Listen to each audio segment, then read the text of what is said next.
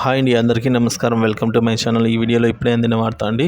కేసీఆర్కు ఊహించని అదృష్టం, సంతోషంలో నాయకులు మరియు కేటీఆర్ అండి. పూర్తి వివరాలను అయితే వీడియోలో తెలుసుకుందాము. వీడియోని ఎక్కడే కానీ స్కిప్ చేయకుండా ఎండ్ వరకు చూసేయండి. అప్పుడు ఇన్ఫర్మేషన్ పూర్తిగా అర్థమవుతుంది. అలాగే వీడియో చూసిన ప్రతి ఒక్కరు వీడియోకి ఒక లైక్ చేయండి ఫ్రెండ్స్. వీడియోలోకి అయితే వెళ్ళిపోదాము ఫ్రెండ్స్. ఇక విషయానికి వచ్చినట్లయితే తిహార్ జైలు నుంచి బెయిల్పై బయటకు వచ్చినటువంటి కవిత ఎక్కడా కూడా నోరు విప్పకుండా గుట్టుగా అయితే ఉంటున్నారండి.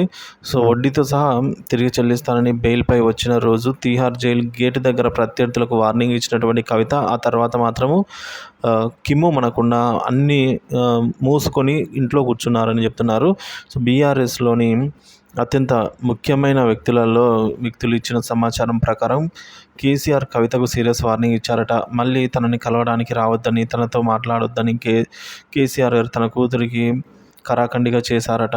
అంతేకాదు ఇంట్లోంచి బయటకు వచ్చి వాగొద్దు అని చెప్పి కూడా కేసీఆర్ గారు కవితకు తెగేసి చెప్పారట. కవిత ఢిల్లీ లిక్కర్ స్కామ్ కుంభకోణంలో ప్రధాన నిందితురాలుగా సిబిఐ ఈడీ కేసులు ఎదుర్కొంటున్న నాటి నుంచి కేసీఆర్ రాజకీయంగా అడ్డుగా ఇరుక్కుపోయారండి. సో రాజకీయంగా అడ్డంగా అయితే ఆయన బుక్ అయ్యారనమాట. సో కవిత చేసిన ఈ పనికి బీజేపీ వాగిట ముందు కేసీఆర్ అయితే మోకాలు వేయాల్సి వచ్చిన పరిస్థితి నెలకొందని చెప్పేసి అంటున్నారు. సో బీజేపీ తన ఎమ్మెల్యేలను కొంటుందని చెప్పేసి స్టింగ్ ఆపరేషన్ చేసి మరి బిఎల్ సంతోష్తో పాటుగా పలువురిపై కేసులు పెట్టి అంత సాహసం చేసిన కేసీఆర్ గారు కవిత ఎపిసోడ్ తర్వాత నోట్లో కుట్లు వేసుకొని కూర్చోవలసి వచ్చిందని చెప్తున్నారు. కవితను సిబిఐ కానీ ఈడీ కానీ లిక్కర్ స్కామ్లో మొదట అరెస్ట్ చేయకపోవడంతో బీజేపీ బీఆర్ఎస్ మధ్య రహస్య సంబంధం ఉందని, అందుకే కవితను అరెస్టు చేయడం లేదని విస్తృతంగా ప్రచారం ఇప్పుడు జరిగింది. కానీ ఆ దెబ్బకు 2023 అసెంబ్లీ ఎన్నికల్లో కేసీఆర్ ఓటమి చవి చూడాల్సి వచ్చింది.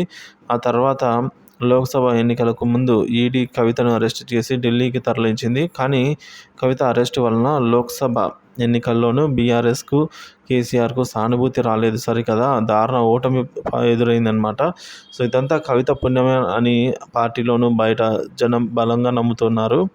సో పైగా మా కూతురు నిర్దోషి, కడిగిన ముత్యంలా బయటకు వస్తుందని కేసీఆర్ చాలా చోట్ల చెప్పుకున్నారు. ఆయనకు జరిగిందేంటో తెలుసు.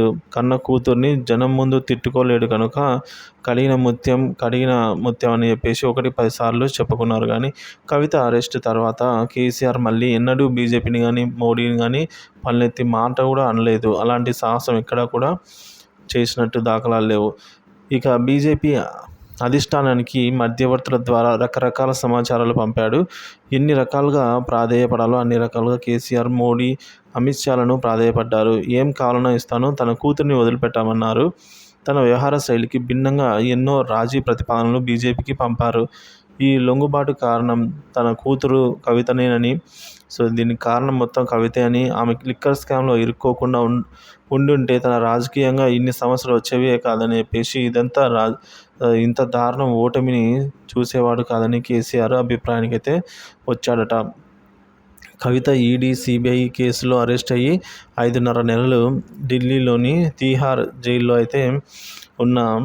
ఢిల్లీ తిహార్ జైళ్ళల్లో ఉన్న ఒక్కసారి కూడా కేసీఆర్ ఢిల్లీకి వెళ్ళి కూతుర్ని అయితే చూడలేదు. జైల్లో ఉన్న సమయంలో ఆరోగ్యం బాగోలేక కవిత హాస్పిటల్లో ఉన్న సమయంలో కూడా కేసీఆర్ ఢిల్లీ వెళ్ళి ఆమెనైతే చూడలేదు. ఆ విషయంలో కవిత చాలా బాధపడి కేటీఆర్ దగ్గర అయితే ఆవేదన వ్యక్తం చేసినప్పటికీ కేసీఆర్ మాత్రం తన పట్టు వీడలేదు. ఢిల్లీ వెళ్ళి కవితను చూడలేదు. మొత్తం మీద అంతర్గతంగా మారిన పరిణామాలతో కవిత తిహార్ నుంచి బయటపడింది. అదేదో స్వతంత్ర ఉద్యమంలో పాల్గొని జైలు నుంచి వచ్చినట్లుగా హైదరాబాద్ ఎయిర్పోర్ట్లో ఆమెకు భారీ స్వాగతం లభించింది.